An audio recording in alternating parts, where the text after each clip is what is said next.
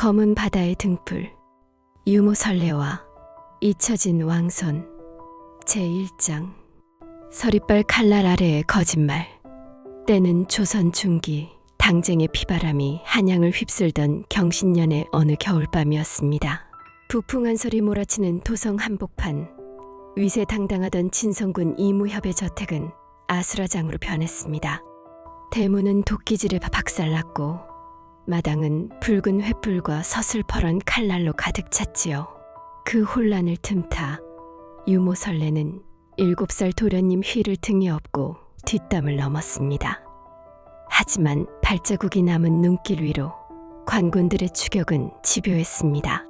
결국 절벽 끝 벼랑에 몰린 설레.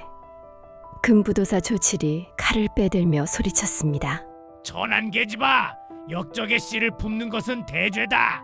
그 아이를 내놓고 네 목숨이라도 부지해라. 설레는 떨리는 몸을 억지로 진정시키며 갑자기 실성한 듯 크게 웃음을 터뜨렸습니다. 그리고는 품 안에서 낡은 개가죽 주머니를 꺼냈지요. 아이고 도사나리, 눈이 멀어도 유분수지 어찌 이 천한 똥개를 진성군의 핏줄이라 하십니까? 이 아이는 제 배 빌려 낳은 제 자식 개똥이입니다. 진성군의 아들은 이미 안채 우물에 던져 죽였습니다. 제 자식을 살리려고 겉옷만 갈아입혀 나온 것인데 어찌 이리 억지를 부리십니까? 설레는 도련님의 비단 옷을 찢어 발기며 미리 준비했던 천한 낙인을 아이의 어깨에 찍는 신용까지 했습니다. 조칠은 의심스러운 눈초리로 아이를 살피다 설레가 내뱉은 천한 욕설과 당당한 태도에 그만 속아 넘어가고 맙니다. 이것이 설레가 도련님을 살리기 위해 처음으로 내뱉은 위대한 거짓말이었습니다. 제2장 천리 유백길. 조선의 풍경. 목숨은 건졌으나 두 사람에게 내려진 판결은 절도정배, 즉 육지에서 멀리 떨어진 외딴 섬으로 보내지는 것이었습니다. 한양을 떠나 전라도 남단까지 이어지는 유백길은 고난 그 자체였습니다.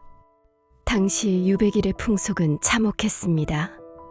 죄인을 호송하는 포졸들은 주막에서 술값을 아끼기 위해 죄인을 묶어 마당에 방치하곤 했죠. 설레는 주막 평상 아래 웅크리고 앉아 몰래 챙겨온 보리개떡을 휘의 입에 넣어주었습니다. 도련님, 씹지 말고 녹여 드세요. 소리가 나면 저 포졸놈들이 뺏어갈 것입니다. 길가에는 굶주린 백성들이 넘쳐났고 역병이 도는 마을을 지날 때는 시신 타는 냄새가 코를 찔렀습니다.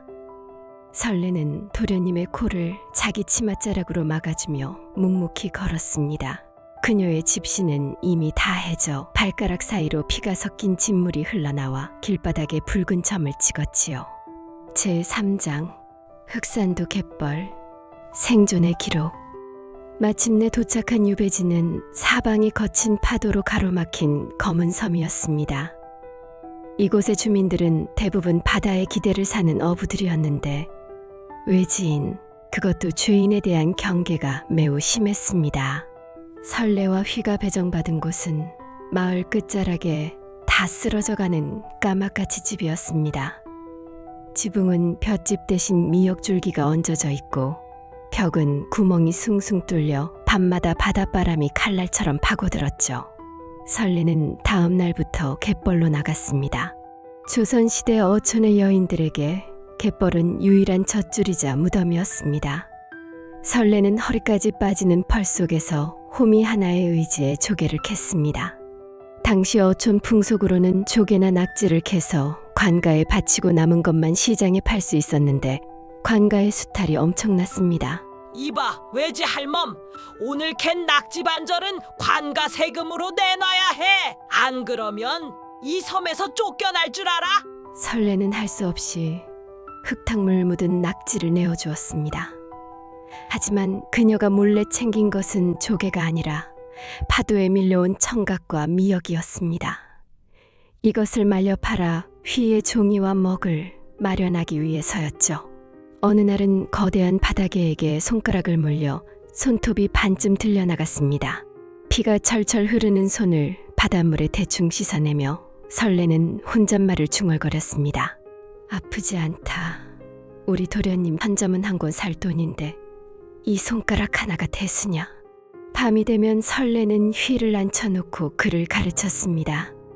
당시 섬에는 책이 귀했기에 설레는 갯벌의 고운 모래를 마당에 펴놓고 나뭇가지로 글자를 쓰게 했습니다. 도련님, 이 글자는 효자입니다. 그리고 이 글자는 충자입니다. 이 모래 위에 쓴 글자가 도련님의 가슴에 바위처럼 새겨져야 합니다. 제4장 도련님의 시련. 섬 아이들의 괴롭힘. 휘가 12살이 되던 해 새로운 갈등이 터졌습니다. 섬마을 아이들이 휘를 역적놈, 거지 새끼라 부르며 돌을 던지기 시작한 것이죠. 야, 너네 아빠는 나라 팔아먹다 죽었다며. 너도 곧 죽을 텐데 왜 글 공부를 해? 휘는 입술을 깨물며 참았으나 아이들이 유모 설레가 갯벌에서 고생하는 모습을 흉내내며 비웃자 참지 못하고 주먹을 휘둘렀습니다. 결과는 참담했습니다. 떼거지로 달려든 아이들에게 휘는 온몸이 멍들 정도로 얻어맞았고 마을 어른들은 오히려 휘를 나무랐습니다. 죄인 놈이 감히 우리 애들을 때려! 당장 무릎 꿇고 사죄해! 그때 갯벌 일을 마치고 돌아오던 설레가 그 광경을 목격했습니다. 그녀는 평소에 굽실거리던 태도를 버리고 손에 든 무거운 조개 망태기를 땅에 내던지며 암사자처럼 포효했습니다. 어떤 놈이 내 자식에게 손을 댔느냐? 죄인이라도 하늘이 낸 목숨이다. 이 아이가 잘못했다면 내가 매를 맞을 것이니 아이에겐 손끝 하나 대지 마라. 설레는 마을 사람들 앞에서 자기 종아리를 회초리로 후려치며 울부짖었습니다. 그 서슬퍼런 기세에 마을 사람들도 기가 죽어 물러갔지요. 휘는 그날 밤 유모의 무릎에 머리를 묻고 맹세했습니다. 반드시 힘을 길러 유모를 지키겠노라고 말이죠. 제5장 탐관오리 최사또와 옷가락지의 비밀. 세월은 흘러 휘는 어느덧 17살의 늠름한 청년이 되었습니다. 거친 바닷바람은 그의 얼굴을 구석구석 단단하게 만들었지만 눈빛만은 선비의 기품을 잃지 않았습니다. 하지만 섬에 부임한 새로운 사또 최충은 인간의 탈을 쓴 악마였습니다. 그는 부임하자마자 섬의 진상품인 전복과 미역을 2배로 거둬들였고 예쁜 처녀들을 수탈했습니다. 그러던 중 최사또는 진성군 가문의 가보인 혈서가 담긴 옷가락지가 설레의 손에 있다는 첩보를 입수합니다. 그 가락지만 있으면 내가 중앙정계로 진출할 수 있는 밀지가 들어있다고 들었다. 당장 그 늙은 여편네를 잡아들여라. 설레는 관아마당에서 태형을 당했습니다. 조선의 형벌 중 태형은 가느다란 매로 치는 것이나 최사또는 일부러 물에 적신 두꺼운 곤장을 사용했습니다. 말해라. 가락지는 어디 있느냐? 모릅니다. 그런 건 갯벌에 버린 지 오래입니다. 설레의 등은 피떡이 되어 옷에 달라붙었습니다. 관아 밖에서 이 소리를 듣던 휘는 분노로 몸을 떨었습니다. 그는 더 이상 참을 수 없었습니다.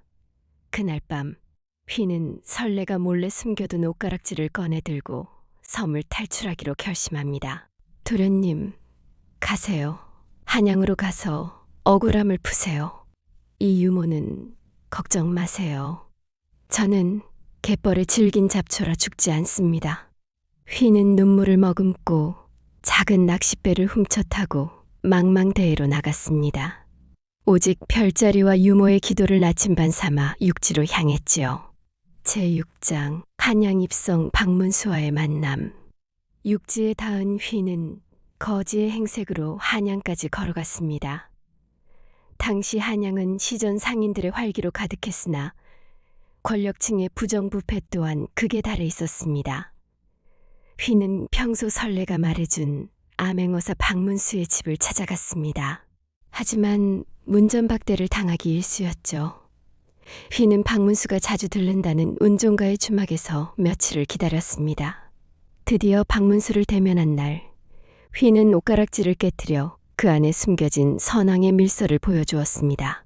오호, 이것이 진성군이 남긴 혈서로구나. 선왕께서 내리신 이 밀서가 살아있었다니. 자네 그동안 어떻게 살아남았는가? 저의 어머니가 갯벌에서 조개를 캐며 저를 키웠습니다. 제 살과 피는 모두 어머니의 눈물입니다. 박문수는 감동하여 휘를 자신의 수행원으로 삼고 비밀리에 영남과 호남의 비리를 조사하게 했습니다. 휘는 3년 동안 전국을 돌며 민생을 살폈고 마침내 과거에 급제하여 정식으로 암행어사 마패를 손에 쥐게 됩니다. 제7장 대반격. 암행어사 출두야. 한편 섬마을의 설레는 거의 실명 상태였습니다. 죄사또는 휘가 죽었을 것이라 단정하고 설레를 관아의 노비로 부려먹으며 갖은 학대를 일삼았습니다. 야, 이 눈먼 할멈아. 오늘 연회에 쓸 전복 100마리를 따오지 못하면 내년을 바다에 던져버릴 테다. 폭풍우가 치는 날에도 설레는 바다로 나가야 했습니다. 마을 사람들이 안타까워했지만 사또의 위세에 눌려 누구도 도와주지 못했죠. 드디어 사또의 생일 연회가 열리던 날, 화려한 기생들과 술잔이 오가는 관아 정문에 허름한 선비가 나타났습니다. 사또! 이 섬의 전복 맛이 그리도 좋습니까? 누구냐? 이 거지는 당장 끌어내라. 그 순간 휘가 품속에서 번쩍이는 마패를 높이 쳐들었습니다. 암행어사 출두야! 암행어사 출두야! 관아 담벼락을 넘어 역졸들이 쏟아져 들어왔습니다. 최사또는 술상을 엎으며 도망치려 했으나 단숨에 포박당했습니다. 휘는 단상 위로 올라가 사또의 죄상을 낱낱이 읽어내려갔습니다. 그리고는 마당 구석에서 벌벌 떨고 있는 늙은 노비를 발견했습니다. 어머니, 어머니. 휘는 관복이 흙에 더럽혀지는 것도 아랑곳하지 않고 설레에게 달려가 엎드렸습니다. 설레는 앞이 보이지 않는 눈을 비비며 아들의 목소리를 찾았습니다. 개똥이냐? 내 아들 개똥이가 정말 온 것이냐?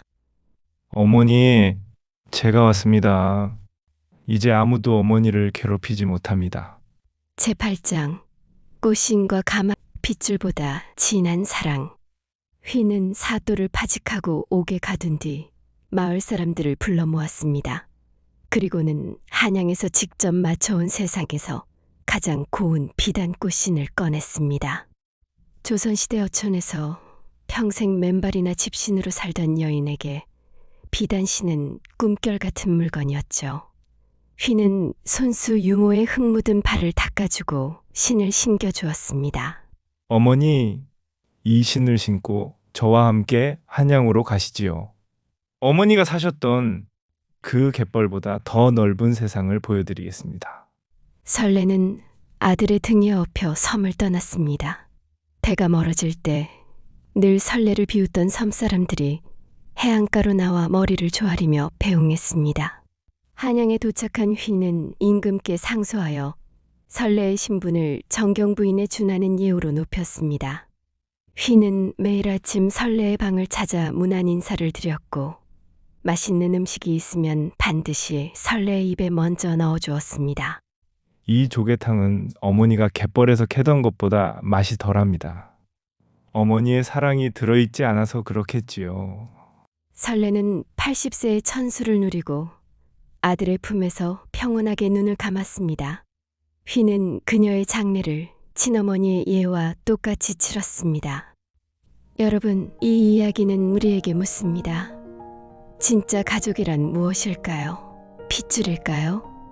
아니면 헌신일까요? 설레는 비록 천한 유모였으나 그녀의 사랑은 그 어떤 귀족보다 고귀했습니다.